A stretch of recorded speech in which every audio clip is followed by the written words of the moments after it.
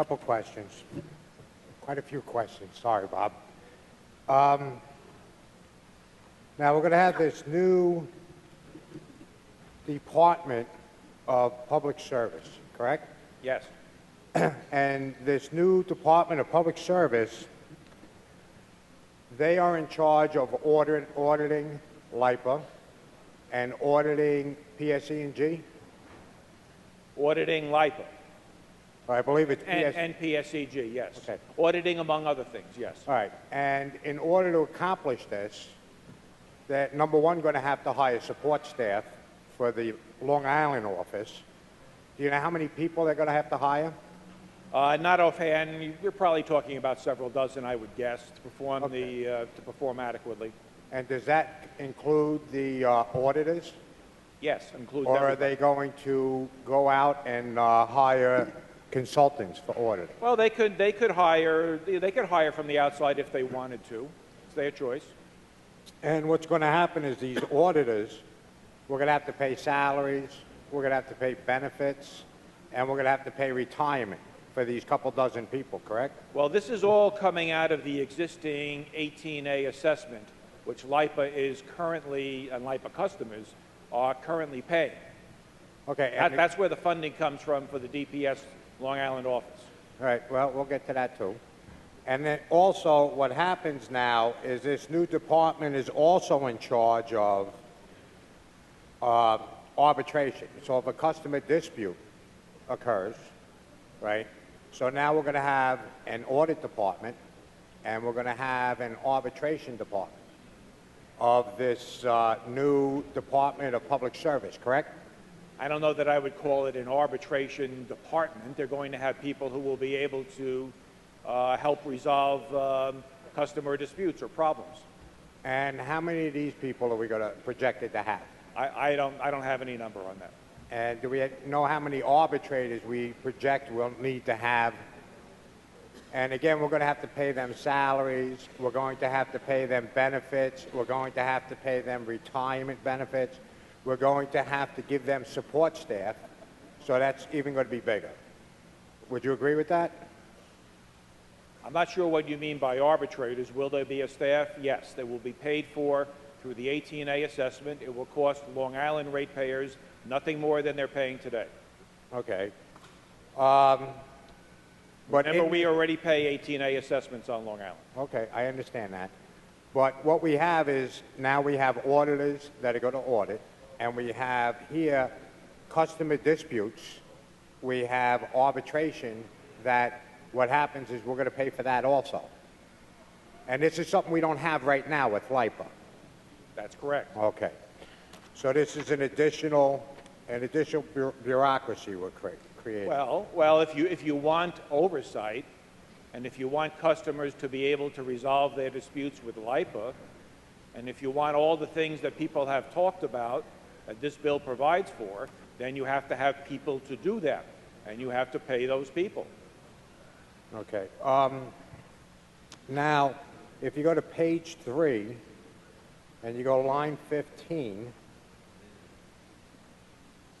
this new department, they can make any recommendation that would, they're not allowed to modify the agreement with PSE&G in any way, correct? No, that's correct. That's correct.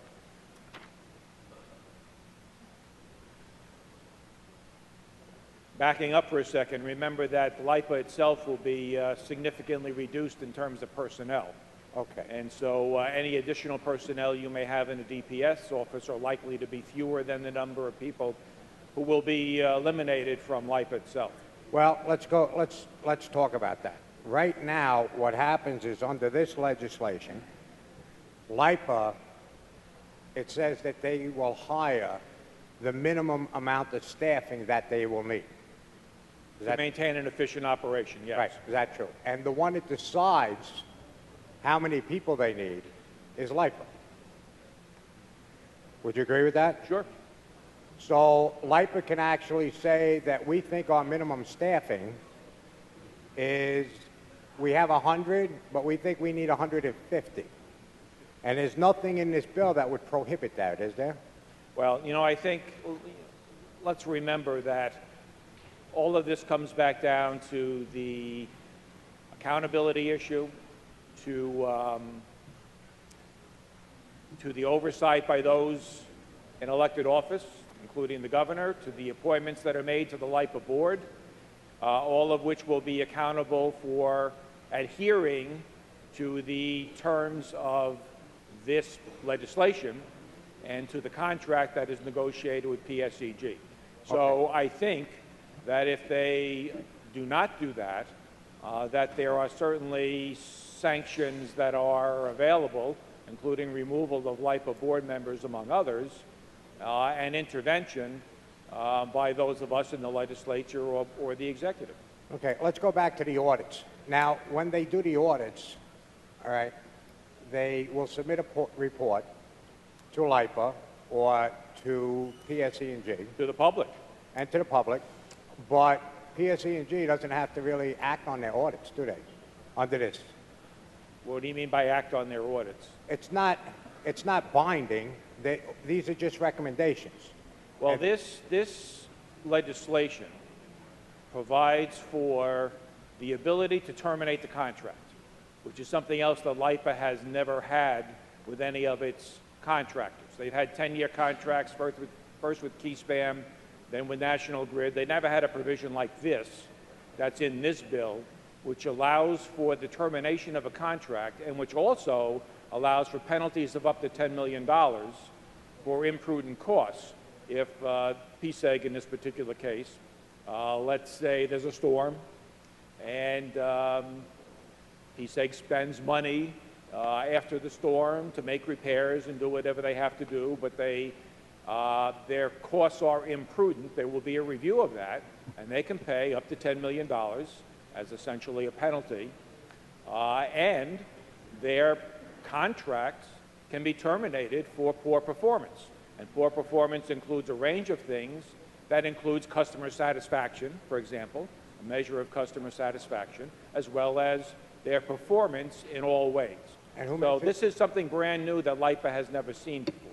And who makes this Gentlemen, excuse me for one moment. Mr. Morelli. Yes, sir. Pardon the interruption, gentlemen. I need to call a committee on Ways and Means in the Speaker's conference room.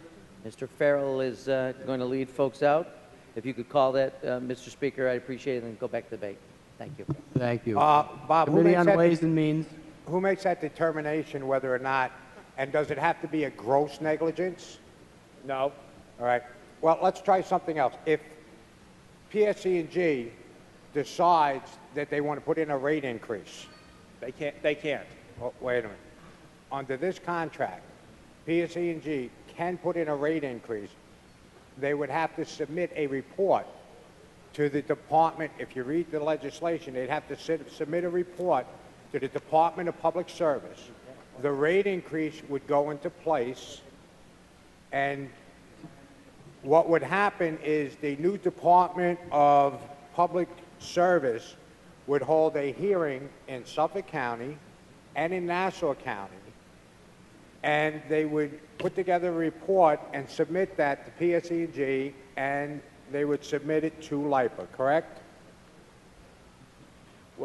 PSEG doesn't do this. LIPA does. PSEG can't propose rate increases. Only LIPA can. So LIPA can propose a rate increase and go through that process with public hearings and subject to review by the DPS office, but that's not PSEG.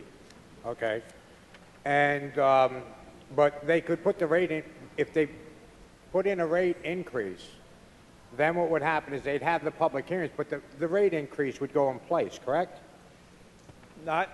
They go through the public hearings. In the meantime, their request is reviewed by the DPS Long Island office, which makes recommendations.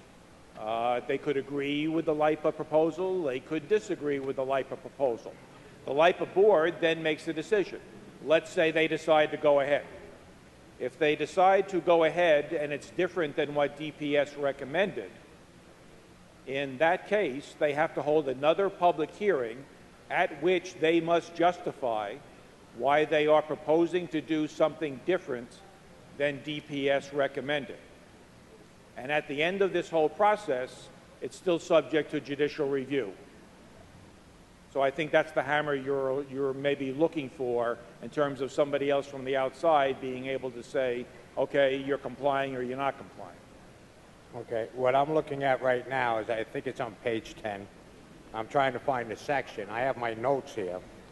And my notes here says, when it comes to a rate increase, the Department of Public Service and LIPA, right, or have no say. The service provider can raise the rates. The new department holds hearings and makes recommendations, but they don't have to take these recommendations. The LIPA board. Right. They don't have to take the recommendations. No, but then that process that I just described follows. Right, and the rate increase is going into place. And No, it may not go into place. If they decide to do something different than what the DPS has reviewed and recommended, then they must hold another public hearing where they are required to justify why they are proposing to do something different. And after that process, if they still do it, it's subject to judicial review. Okay.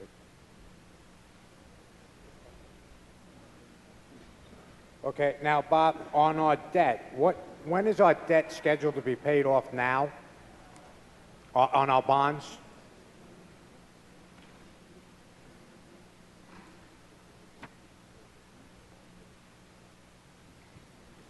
I mean, realistically, I don't know what, the numbers would be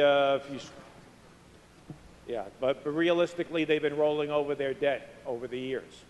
Now, we hope that that's not going to continue to happen in the future, but that's what they've been doing. So I guess theoretically, you could say just about never. But that's also true for privately owned utilities or many large companies. They almost always have some level of debt. Okay. But in fact, this one here, we're going to be refinancing the debt for a longer period of time. We're going to take some of our debt. No. We're not restructuring any debt in this bill right here. The Yes, governor is not proposing restructuring debt. Yes, it is. It's refinancing. The number keeps changing, but probably somewhere around $2 billion of their debt to take advantage of the lower rates. It is not anticipated that they will stretch it out, however, that debt, that amount of debt will expire when it otherwise would have. Okay. And the trustees that are appointed, we have another board here? Is it another board? Well, it'll be a new board. The existing board will be done away. Oh, you're talking about for the refinancing? Yes. Yes. So it's another board? It's a new authority because that new authority, it's a three-member board. They will get a significantly better rate. Remember, LIPA does not have a great bond rating right now. Doing it this way, and it's a one-time refinancing, okay, so they're only going to exist to do this once. We'll get them a significantly better rate and save a lot of money. Okay, and these trustees, again, the ratepayer is going to pay for any of, so these trustees are also going to need supporting staff, correct, for that year? I don't really think they need any staff. I mean, I think they'll use the existing, they'll use existing LIPA staff. They're doing a one-time refinancing. Okay, and these trustees, they have a fiduciary duty to the bond issuers and the creditors, not to the ratepayers, right? Yeah, as is always the case. Okay. And let's see what else we have. Now, You couldn't possibly refinance and do bonds without that provision. okay. Now, we've also increased, like, the programs for solar power and different alternative energies in this also. That was part of the agreement that was reached with the governor. Well, I right? wouldn't say increasing. What we're attempting to do is maintain what we have. LIPA has probably among the best energy efficiency and renewables programs of any utility in the state. The original legislation that was given to us did not make any mention of continuing those programs, and so part of what we tried to do during this negotiation process was to make sure that LIPA ratepayers would still have access to programs of comparable quality. And how much is that costing us? Do you know? Depends on what the programs are and how many people they serve. It varies. And now PSE&G, under the original contract with LIPA, stood to make, I think, profits. They were allowed to make, was it 38 million, I think it was? I don't remember what the original number was. And wouldn't it be, aren't they projected to make 58 million under this contract? Nothing in Profit. this bill that directs itself to their profit or that contract. Okay, my time is up for the moment. I may come back. Thank you, Mr. Graff.